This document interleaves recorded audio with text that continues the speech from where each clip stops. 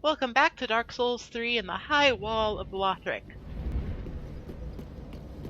Last time we took a bit of a tumble, ran into some nasty dogs, but we'll be okay. We'll bounce back.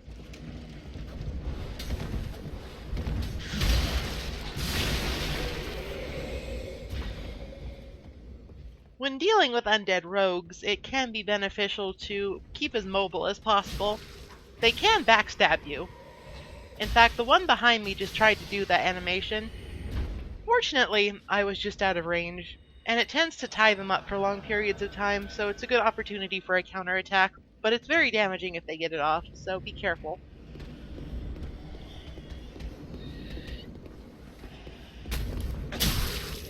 We're retreading a bit of ground here, but that's sort of part of the experience of the game. I won't leave every traipse back to where I died in, but just give you all a taste of what it's like your first time through. You end up doing a lot of backtracking. However, with backtracking comes foreknowledge, and that's sort of how you get good at the game. For instance, we managed to kill the Dark Mass monster before it even erupted out of the hollow, which saves us a lot of time and effort.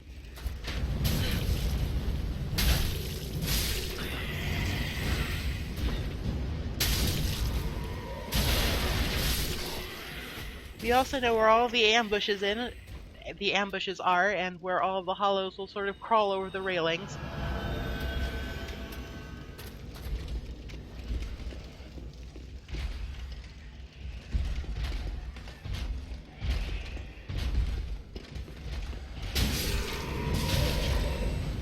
Foreknowledge is easily the most important part of doing this game efficiently.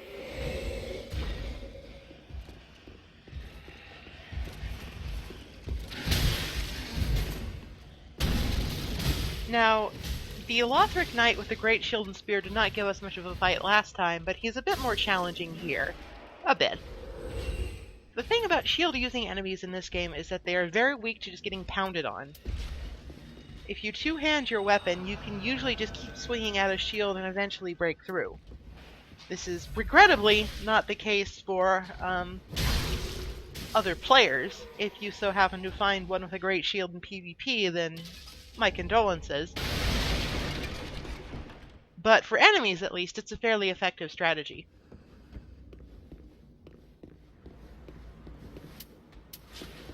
This approach is more or less the intended way.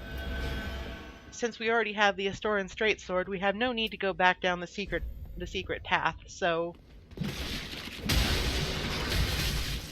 we can come in a safer way. Though we want to be careful to fight this guy out here, because it is possible with a weapon like the battle axe to hit that chest a couple of times and break it. If you break a chest in this manner, then you get nothing but rubbish.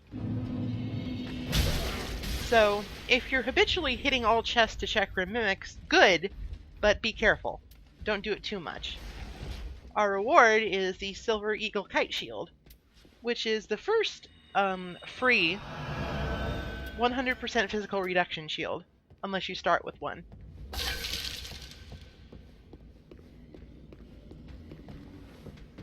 What I mean by 100% physical reduction is all physical attacks that hit you, from the front anyway, while you're shielding with it, will do no damage. It will need to have some sort of magical or elemental property to kick through. There are a couple of weapons that can pierce shields a little bit, like Shotels, but they're few and far between.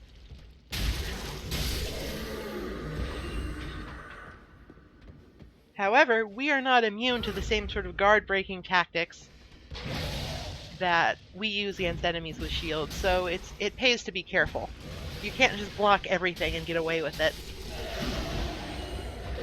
What we just used there was the Battle Axe's unique weapon skill, Battle Cry.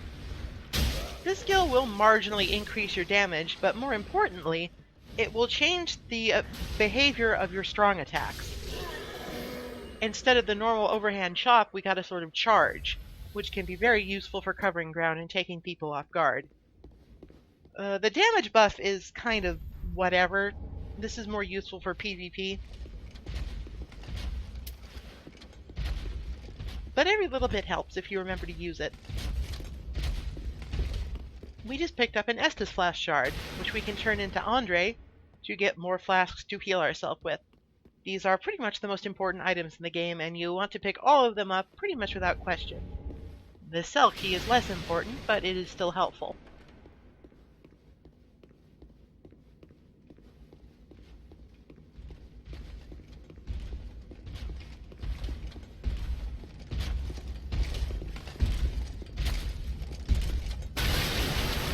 We have no other way to go but down. But that large fellow in the courtyard doesn't seem friendly. A careful approach is required.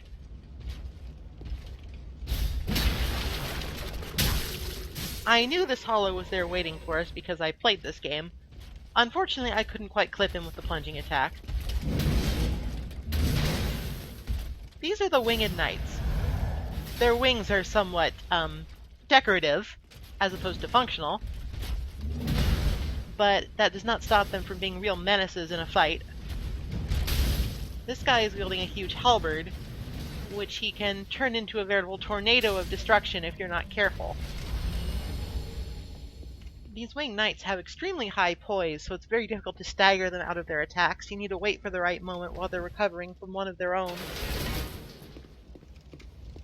And sometimes that will take a while, so if you don't have ranged attacks, then be sure to play conservatively.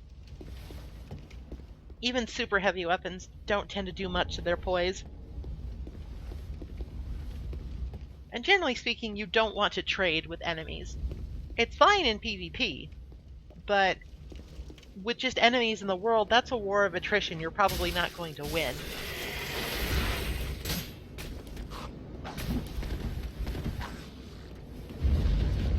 Something heinous has happened in this high wall. But we have little idea of what. Presumably all of the knights here are allied with each other, but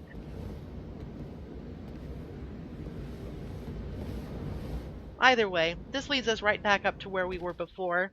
It was path splits between where the archers were and where we could go into that house with the Estus flask shard. Lots of different ways to get around. Now, I'll say right now that I do miss something in this video. There is a ring of sacrifice on one of the roofs here.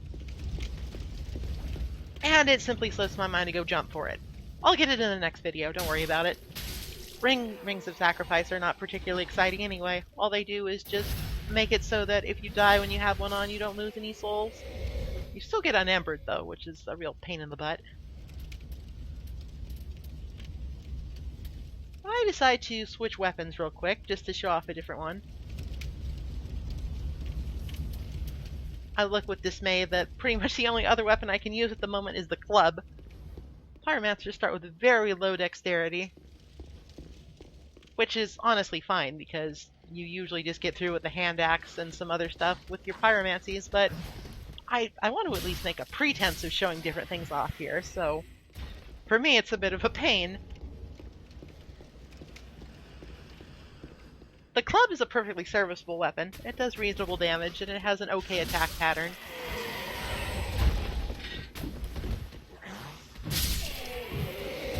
It doesn't really have a combo as such, you just sort of keep whacking the same spot.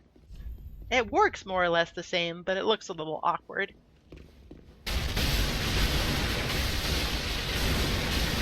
Sometimes you just need to blow off some steam, okay?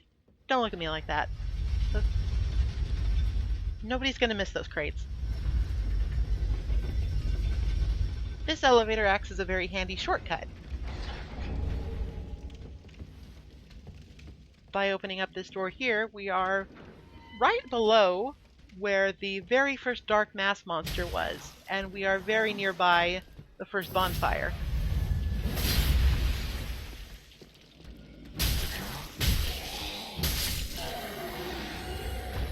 The repetitive motion of the club is quite brutal and satisfying, so if you're into that kind of thing, it's kind of funny. Very little finesse with that kind of weapon.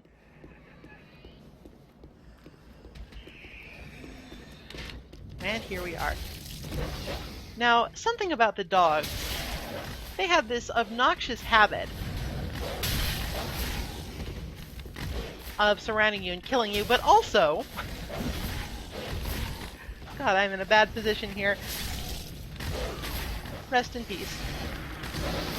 If you hit them with a weapon that has a lot of heft to it, like an axe or a club, they'll go fucking flying. And this is not actually a good thing, because it makes it difficult to finish them off. They will get up pretty much immediately from getting knocked back, so it's not like lighting them on fire, where they're stunned for a while. It's mostly just an annoying thing. If you're using a heavy weapon against dogs, you should try and make sure that you're killing them in one hit, if possible. But it's honestly not a big deal.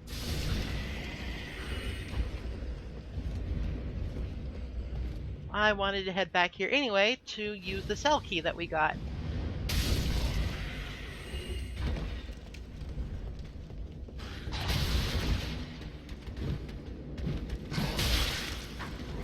Dogs are pretty much always my least favorite enemy in the Soul series.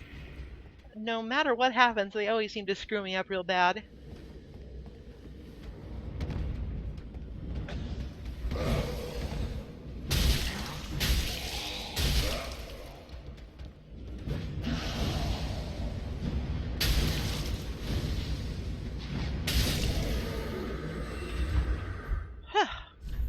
Well, all in a day's work. Let's take a break for a minute.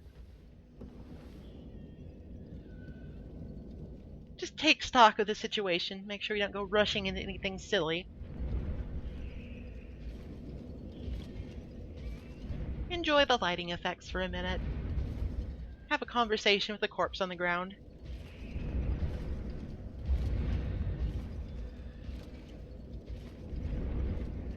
Admire the nice barrel. I'm a bit of a barrel aficionado, as you might know, and those are some very nice barrels.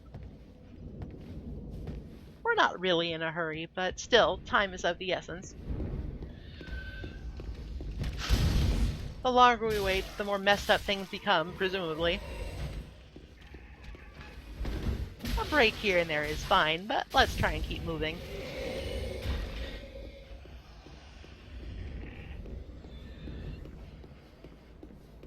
The cell key, unsurprisingly, opens up this cell door. Inside, a friend. Ah. You're no jailer, are you? No, you're from far away. And judging by the bell, you must be some of that unkindled ash. Remarkable. If that's true, then I have a favor to ask. Below the high wall is a musty little town. Not the home of any lord, just a very old settlement of undead. An old woman, Loretta, lives there. Please, give her this ring. I'm not asking for charity. In fact, if you do this for me, I'll be sure to repay you in kind. I may be a petty thief, but I've more wits than most royalty. What do you say then, huh? Very well. I humbly place my faith in you. I am Grey Rat of the Undead Settlement, and I promise to assist you. Give this ring to old Loretta at the base of the high wall. Do your part, and I'll do mine. We have no reason to refuse Grey Rat's request, and we also have no reason not to equip the blue tearstone ring. We can simply take it off when it comes time to give it to Loretta. For now, it's a rather useful trinket. When our HP dips below 25%, we get a fairly major boost to defense, which might give us a couple of more hits before we keel over.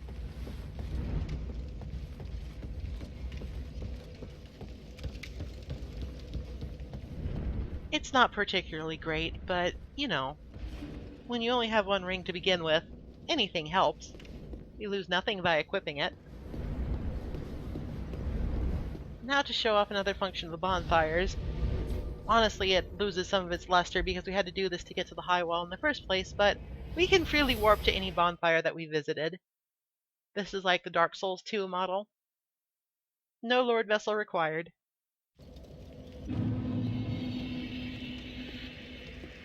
Doing so saves us a bit of a jaunt.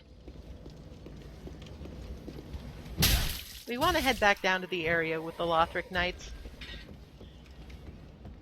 And, of course, visit our bloodstain to make sure we don't leave anything behind.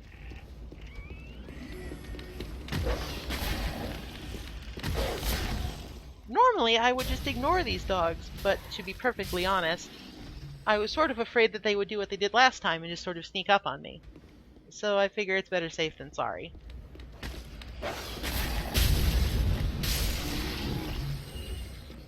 It goes much better when you can get a combustion off on them, but that spell is sort of small, and their movements are very erratic, so good luck. I usually have to try a few times. I am just swimming in raw gems, and I have no idea why. It's a good thing, to be sure. Raw infusions are extremely useful for spellcasters, of which we are one.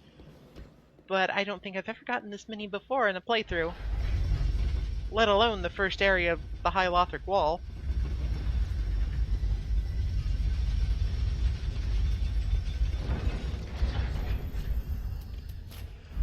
Switching back to the hand axe, it's a little bit better at crowd control, and we have to deal with this ambush every time we come through this area. So, crowd control is useful. The overhead swing of the club doesn't hit as many reliably. Up those stairs is the Ring of Sacrifice I mentioned earlier, but I forgot to get it because I don't really care. I get it next video, I promise. It didn't really register at the moment.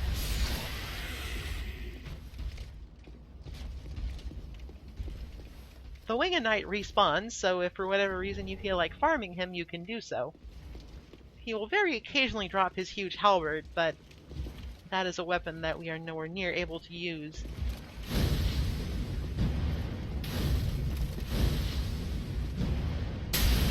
That first fireball was just a distraction. It's sort of a cute touch. If you fire a projectile at an enemy and miss and it lands somewhere nearby, then they will actually notice it and look at the sound that it makes. This makes landing subsequent projectiles much easier. There are 2 Lothric Knights here patrolling, and we just got rid of one of them. Taking on both at once is a challenge for any point in the game, and doing both at once at this level is very risky indeed. We don't really have the tools to deal with them. So, the good old-fashioned pulling tactic needs to be used.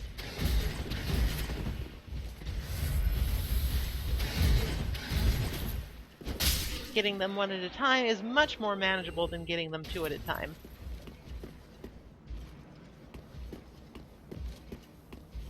There's another Lothric Knight up these steps, guarding a special weapon.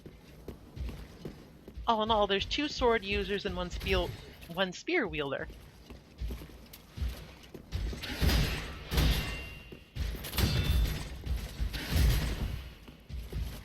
The thing that makes Lothric Knights truly dangerous, in my opinion, is what we just saw, the shield bash attack. These attacks come out very quickly, and if you block them with your own shield, your stamina is hugely drained. They're guard-breaking attacks, but they come out very quickly. They also do a reasonable amount of damage just on their own if they hit you in the face. Our reward for this little exploration is the Lucerne, a hammer-type weapon that sort of crosses between a club and a polearm. It's fairly useful, but again, too heavy.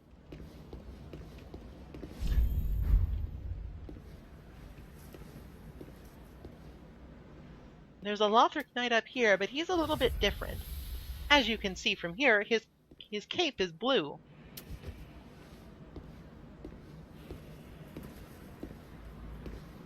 He's also sort of sequestered off on his own, so let's try and get the jump on him. Oh goodness. Okay, so this Lothric Knight is not only blue, he's also a red-eye phantom, basically, from Demon Souls. This is almost assuredly a callback to Bolitarian Palace, where you would come across a knight with red eyes who would likely wreck you.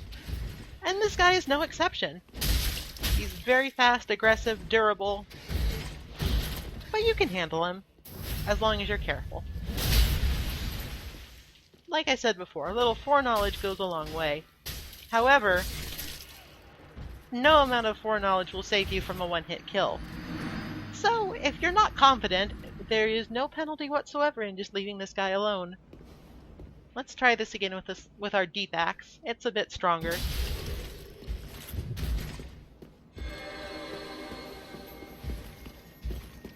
The Red-Eye Knights also have the ability to enchant their weapons. This makes them do extra damage and go through shields.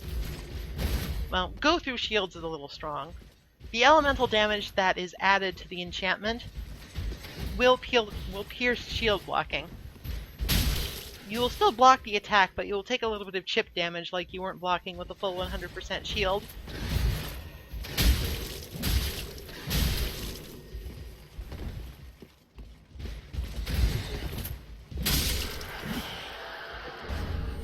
After a battle that is probably the hardest in the game so far, we get another Knight's Crossbow and a Refine gem.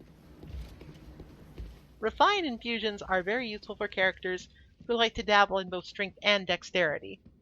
But we'll talk a bit more about infusions later. Before then... Ah, the wait has been long, Unkindled One. I am Emma, High Priestess of Lothric Castle. Allow me to speak frankly. You will not find the Lords of Cinder here. They have left, gone, to their journey homes converging at the base of this castle. Head to the bottom of the high wall, forge on through the great gate, and raise this banner to proceed. This farewell gift is for you. It is the insignia of an old covenant.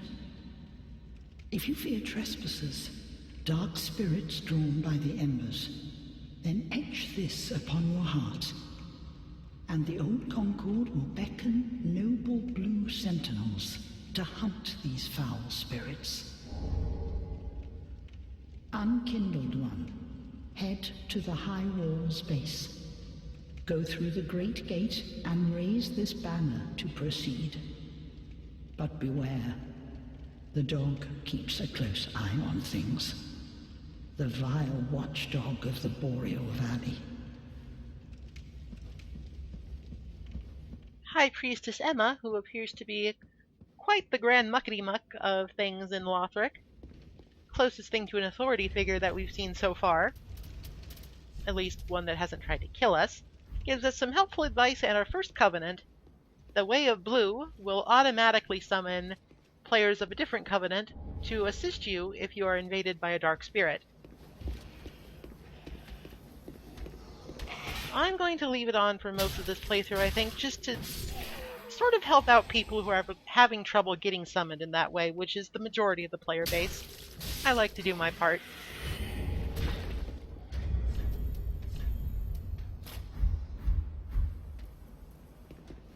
The steel soldier helm seems a little bit more appropriate than a flimsy headband, so let's put that on for now. You can never have too much protection.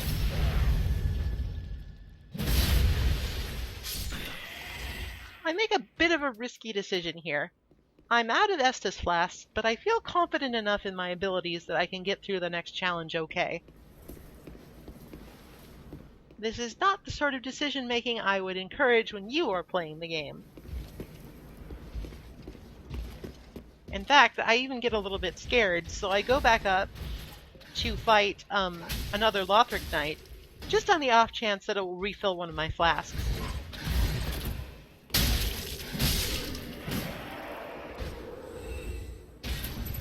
No such luck, but since I didn't take any hits fighting him, I feel like it's okay to continue. We do have heal aid in the case of emergencies. It's not nearly as good as a flask, but it will do.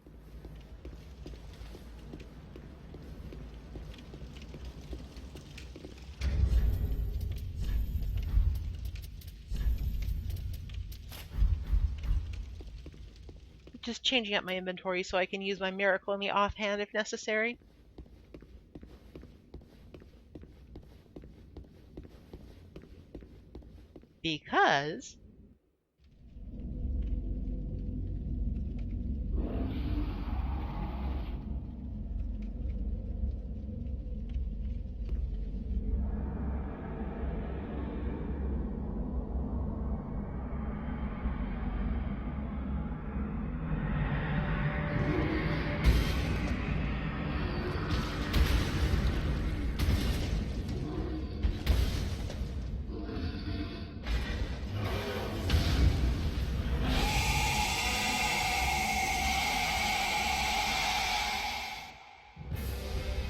Because we must set aside some time to play with the watchdog of the Boreal Valley, Vort.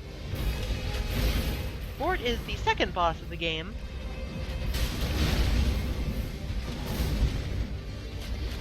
and he is, I would say, quite a bit easier than Gundyr is.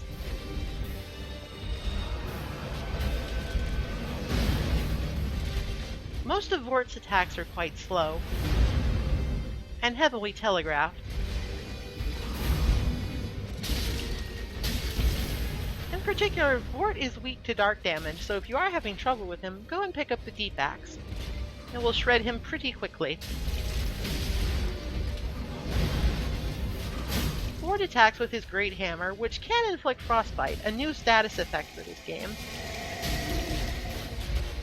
When his eyes begin glowing blue, he's entered his second phase, wherein he starts charging around the arena, and this is probably his most difficult part. However, he leaves himself wide open with most of his attacks, especially this Frost Breath.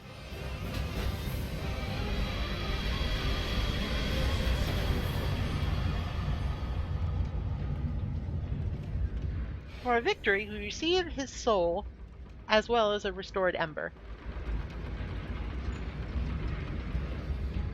With the watchdog out of the way, the gate opens, and a bonfire appears.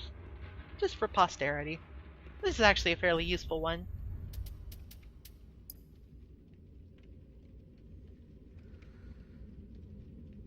Apparently, Vort served as an outrider knight, never far from the fleeting dancer. What that means will remain a mystery, at least for a while.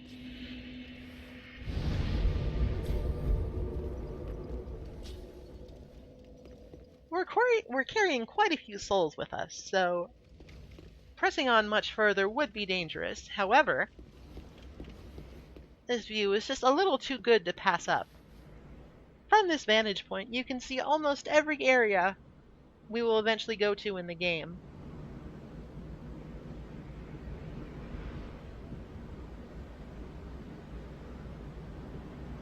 If we hadn't talked to Emma beforehand, we couldn't actually progress from this point. We need to raise the banner.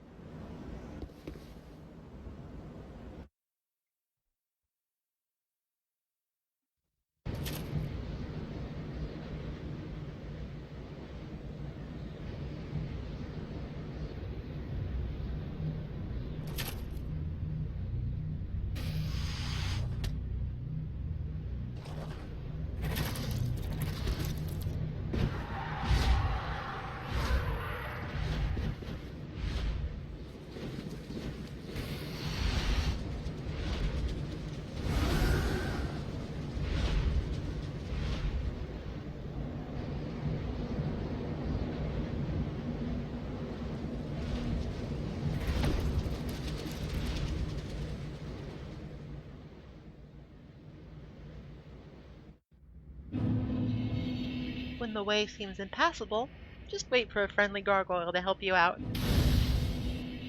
For now, though, I think we've done quite enough for one day. I'll speak to you once more to explore the Undead Settlement.